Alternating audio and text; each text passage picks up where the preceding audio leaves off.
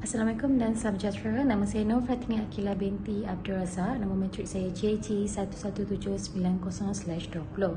Hari ini kumpulan kami akan membentangkan mengenai suatu etika perniagaan yang berlaku dalam organisasi yang dipilih, iaitu organisasi Kudos Flex Circuit Sdn Bhd yang terletak di Kampung Jawa, Pulau Pinang. Dalam pembentangan ini, kami akan membentangkan pelbagai dilema etika, kod etika, mengenai pengenalan terhadap etika dan juga pelbagai isu-isu yang berbangkit di dalam etika perniagaan. Seperti kita ketahui, kumpulan kami terdiri daripada 5 orang, jadi kami akan membentangkan satu persatu kepada pihak tuan. Okey, ini adalah mengenai pengenalan terhadap etika perniagaan, iaitu etika perniagaan dapat didefinisikan sebagai prinsip-prinsip moral dan nilai-nilai yang dapat mengawal perilaku dalam membuat keputusan dalam dunia perniagaan dan dalam sebuah organisasi. Jadi, etika perniagaan ini dia memberi kesan terhadap sesebuah organisasi untuk membuat keputusan. Etika perniagaan juga membincangkan hal yang dianggap betul atau salah ataupun baik dan buruk menurut Honeycomb 1984. Etika perniagaan berasal daripada perkataan Greek iaitu ethos yang membawa maksud khusus kepada karakter, iaitu etika terhadap seseorang individu ataupun perwatakan dan juga kepribadian seseorang individu. Seperti kita ketahui bahawa etika perniagaan ni dia sangat relate dengan perwatakan seseorang. Sekiranya seseorang itu dia jujur, amanah, jadi dia akan mengamalkan etika perniagaan yang telah diberi garis panduan oleh organisasi tersebut tanpa menindas ataupun tanpa melencong kepada salah laku etika. Okey, etika perniagaan juga merangkumi pelbagai aspek, iaitu kelakuan, kehormatan, keadilan, kepimpinan, visi dan juga hubungan manusia dalam sesebuah organisasi bagi mengembangkan suatu perniagaan. Jadi, mari kita pergi ke slide yang seterusnya. Assalamualaikum dan salam sejahtera. Nama saya Mas Atika. Hari ini saya akan membentangkan berkenaan dengan latar belakang syarikat Kudos Flex Circuit Sdn Bhd. Ianya ditubuhkan pada tahun 1993 dan pengasasnya adalah Datuk Huang yang terletak di Bayan Lepas Pening. Syarikat ini merupakan sebuah syarikat pengeluaran perintis lita bercetak fleksibel dan substrate lita bersepadu di Malaysia. Syarikat ini telah disenaraikan dalam Bursa Malaysia sebagai sebuah syarikat multinasional yang berdaya saing dan bereputasi tinggi. Syarikat ini mempunyai kira 800 sehingga 1000 pekerja dan mempunyai kira lebih daripada 15 jabatan dalam syarikat ini. Pekerja syarikat ini terdiri daripada pelbagai latar belakang dan pelbagai bangsa dan warga negara yang setia bekerja di syarikat ini seperti warga negara Indonesia, India, Nepal dan Myanmar. Seterusnya kita pergi kepada visi dan misi syarikat. Yang pertama, visi adalah untuk menjadi sebuah industri yang mengetahui dalam semua bidang pembuatan flex circuit, substrate dan interconnect technologies. Selain itu, misi adalah untuk mencipta dan menambah nilai kepada setiap pelanggan, pekerja, komuniti, pemegang saham dengan menyampaikan inovasi persaingan dan kualiti penyelesaian teknologi. Assalamualaikum dan selamat sejahtera. Nama saya Salina Putriana binti Eri Erpius dan saya akan membentangkan isu kajian dalam tugasan ini. Isu kajian bagi tugasan ini adalah isu tingkah laku yang tidak beretika di Jabatan Sumber Manusia dalam organisasi ini. Setiap intipati yang terkandung dalam Akta Jabatan Sumber Manusia dikawal selia oleh Kementerian Sumber Manusia yang mula ditubuhkan pada tahun 1995, Seksyen 8, Akta Keselamatan dan Kesihatan Pekerja 1994 dalam kurungan Akta 514, di mana setiap jabatan sumber manusia dalam sesebuah organisasi wajib mengikut garis panduan yang telah ditetapkan oleh Kementerian Sumber Manusia.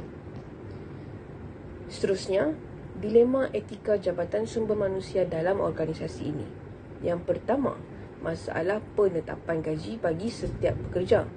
Yang kedua, penyediaan perlindungan kad perubatan untuk setiap pekerja. Yang ketiga, pemilihan kemasukan pekerja secara tidak adil dan tidak setaraf dengan sijil yang dimiliki oleh pekerja, juga diskriminasi kaum. Yang keempat, pengambilan pekerja warga asing yang terlalu ramai sehingga menjejaskan peluang pekerjaan untuk warga negara. Dan yang terakhir sekali, jabatan sumber manusia dalam organisasi ini juga mengambil pekerja secara tidak adil dan memberikan jurang gaji serta jawatan yang berbeza bagi kaum Cina dan kaum India.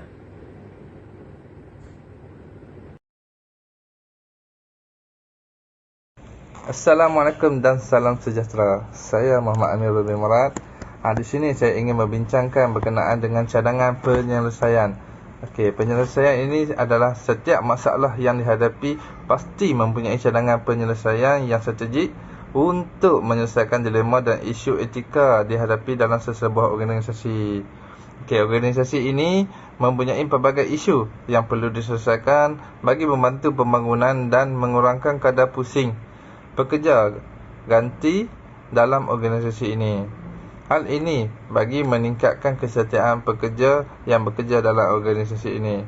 Justru, Jabatan Sumber Manusia organisasi ini perlu mengikuti piawaian pengelarasan pekerjaan Malaysia. Selepas itu, organisasi ini perlulah mempertimbangkan daripada kes kemalangan yang berlaku kepada pekerja yang membincangkan untuk menyediakan perlindungan kad perubatan yang mencukupi kepada setiap pekerja, menetapkan peratusan kemasukan pekerja bagi setiap kaum di setiap jabatan organisasi ini. Cadangan untuk penyelesaian pemilihan pekerja warga asing adalah dengan Jabatan Sumber Manusia perlulah menetapkan peratusan yang tinggi untuk pemilihan pekerja warga negara berbanding memilih operator daripada pengeluaran warga asing. Pihak kerajaan juga hendaklah mengawal selia dan perlu membentukkan setiap jabatan sumber manusia untuk menyediakan laporan manusia bagi menyelesaikan isu-isu dalam etika organisasi. Selepas itu, kod etika. Kod etika ini adalah perlu dijalankan dan dipatuhi oleh Jabatan Sumber Manusia. Adalah bernilai murni, iaitu mengamalkan nilai-nilai murni dalam budaya kerja. Profesionalisme dengan mengamalkan nilai-nilai unggul profesional dalam setiap tugas yang dijalankan.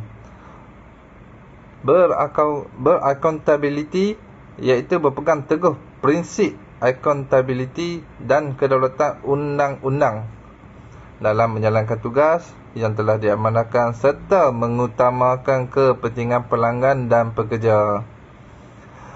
Berpengetahuan untuk meningkatkan ilmu, pengetahuan dan kemahiran dalam organisasi. Selain itu, pihak kerajaan juga perlulah mengawal selia dan perlu memperuntukkan setiap jabatan sumber manusia untuk menyediakan laporan sumber manusia bagi menyelesaikan isu etika dalam organisasi.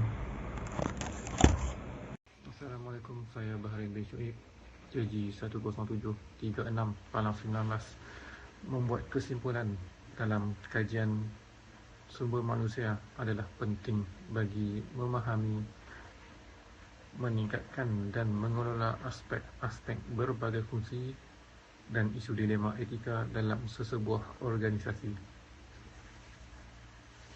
Setiap jabatan sumber manusia perlulah menjalankan tanggungjawab yang telah diamanahkan dengan adil dalam setiap sudut agar organisasi dapat beroperasi dalam keadaan harmoni, sejahtera dan adil bagi setiap pekerja dan calon pekerja. Selain itu, organisasi perlulah menyediakan hak yang telah digariskan oleh kerajaan kepada setiap pekerja agar pekerja dapat menjalankan tugas dengan rasa puas hati tanpa rasa ragu-ragu terhadap kebajikan yang telah disediakan kepada pekerja. Di samping itu, Jabatan Sumber Manusia perlulah mempertimbangkan setiap keputusan yang ingin dibuat dan memastikan setiap keputusan dapat memberikan kepentingan kepada setiap pekerja tanpa sebarang diskriminasi terhadap pekerja agar dapat melahirkan budaya organisasi yang positif. Oleh itu, pihak kerajaan perlulah melaksanakan garis panduan bagi setiap sudut seperti dari segi penetapan gaji, penetapan allowance dan peratusan pengambilan pekerja mengikut kaum dalam setiap jabatan agar mengurangkan diskriminasi kaum dalam organisasi serta melahirkan jabatan sumber manusia yang beretika, bermoral, mematuhi segala peraturan yang telah ditetapkan oleh pihak kerajaan yang telah termaktub dalam akta-akta yang telah dikeluarkan. Penting untuk diperingati bahawa etika perniagaan bukanlah konsep statik, namun ia berkembang sejajar dengan perubahan dalam masyarakat dan persekitar perniagaan. Akhir sekali, memahami dan mengamal etika perniagaan adalah kunci kejayaan jangka panjang dan berlanjutan dalam dunia perniagaan yang dinamik. Sekian dari saya. Assalamualaikum.